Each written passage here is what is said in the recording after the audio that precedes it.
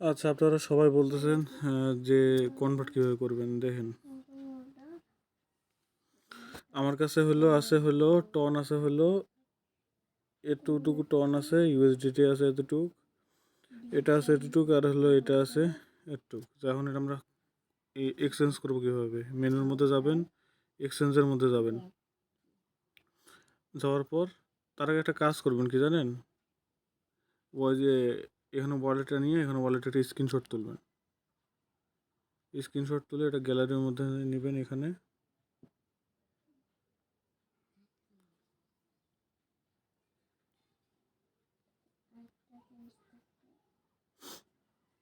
এরপর এক্সচেঞ্জে যাবেন, ওয়েব এক্সচেঞ্জে যাবেন, কনভার্টে যাবেন। কনভার্টে যাওয়ার পর দেখেন আপনি কি কনভার্ট করবেন। আপনি প্রথমে করবেন এই কারেন্সিটা। তো আপনি কি করবেন, এই উপরে আছে না, এই যে উপরে যে টন লেখা আছে এখানে, এই টনের এখানে ওই কারেন্সিটা সিলেক্ট করবেন। এই যে আপনি এটা সিলেক্ট করলেন, এটা অটোমেটিকলি এটা টন ছাড়া অন্য কোথাও কারেন্সিটা কনভার্ট হবে না। তো আগে আপনাকে সবগুলো টনে কনভার্ট করতে হবে, টন থেকে তারপর ইউএসডিতে করবেন। এখন এটা কি করবেন, এখানে ম্যাক্সে চাপ দেবেন, এই যে এই ম্যাক্সে চাপ দেবেন। এখন এটা আপনি কনভার্টে চাপ দিয়ে আবার এই যে এখানে কনভার্ট লেখা নিচে, এই নিচে কনভার্টে চাপ দেবেন। তাহলে এটা আপনার টনে কনভার্ট হয়ে গেল। তারপর আবার কনভার্টে চাপ দেবেন। এখন আপনি কোনটা কারেন্সি করবেন, এখন আপনি এই কারেন্সিটা এক্সচেঞ্জ করবেন।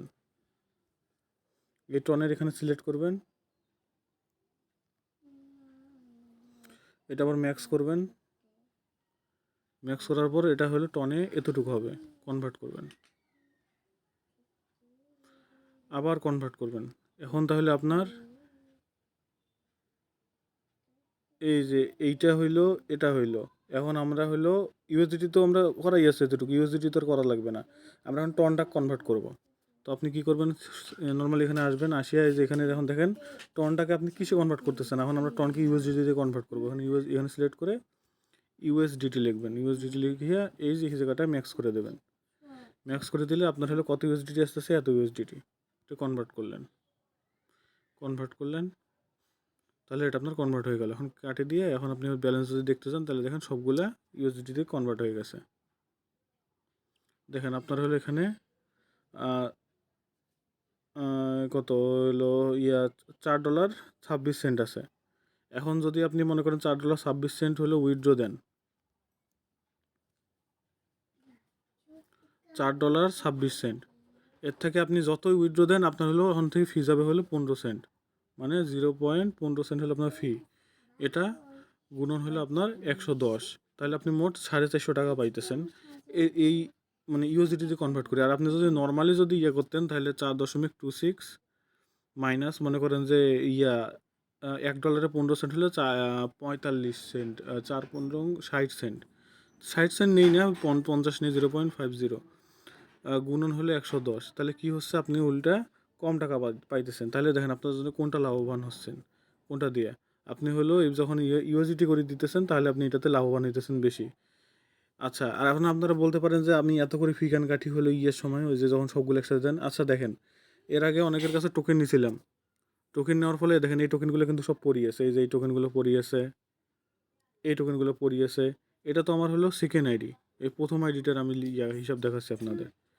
প্রথম আইডিটার হিসাব দেখেন, দাঁড়ান, এটা আমার মেইন আইডি। এই দেখেন মেইন আইডিতে আসলাম। মেইন আইডিতে আসার পরে দেখেন এই যে দেখেন এটা কনভার্ট করতে পারবো না, এটা 0.10, মানে 10 সেন্ট না হওয়া পর্যন্ত এটা কনভার্ট করতে পারবো না। এই জায়গায় এগুলো পড়ি আছে। তারপর দেখেন এই যে এগুলো সব টোকেন পরি আছে। তো এটা কি হচ্ছে, এই যে এই টোকেনগুলোর টাকাগুলো আমাকে নিজের পকেট থেকে দিতে হইতেছে, নাহলে ফি বেশি করে নিয়ে আপনাদের ফিয়ের টাকা থেকেই আপনাদের দিতে হইতেছে। আর আপনারা বলেন ফি আমি বেশি নিই।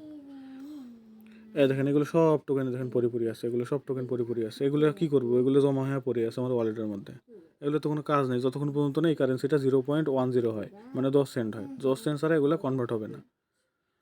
এখন আপনাদের জন্য এটা উপকার হইতেছে কি, যতই আপনারা উইথড্র দেন, আপনারা যদি $10 উইথড্র দেন, তাও আপনাদের খালি 15 সেন্ট কাটা যাবে, 0.15 কাটা যাবে। এটা গুণন 110।